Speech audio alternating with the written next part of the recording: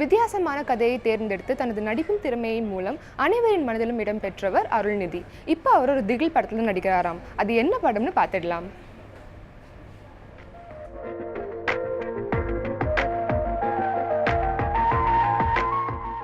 வம்சம் படம் மூலம் அறிமுகமானவர் அருள்நிதி. தொடர்ந்து வந்த உதயன், மௌனகுரு போன்ற படங்கள் இவரது நடிப்புக்கு தீனி போடும் வகையில் இருந்தன.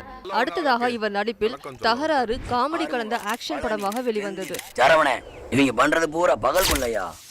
இன்ஸ்பெக்டர் ஒரு சாமி 2 சாமி 6 சாமி டீம்ல இருந்தவன் சிங்கம் பார்ட் 2 மாதிரி மீச வச்சிருக்கான். கேர்ஃபுல்லா இருங்க. அவன் சீரில்லாதவன் போல இருப்பான் போலயே. அவனை சதற விடுவோமா? மாறுபட்ட கதைகளை தேர்ந்தெடுத்து நடிக்கும் அருள்நிதி ஒரு கண்ணியும் 3 களவாணிகளும் படத்தில் வித்தியாசமான கதாபாத்திரத்தில் நடித்திருந்தார். இவர் நடிப்பில் அடுத்து ரிலீஸ் ஆகவிருக்கும் படம் 4 போலீஸும் நல்லா இருந்த ஊரும்.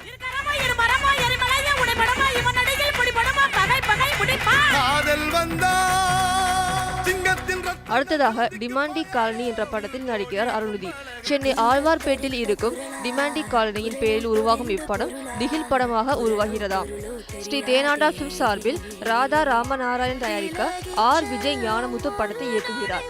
கிட்டார் இசை கலைஞரான கெபா ஜெர்மியா இந்த படத்தின் மூலம் இசை அமைப்பாளராக அறிமுகமாகிறார். அபிநயா, நியூஸ் 7 தமிழ்.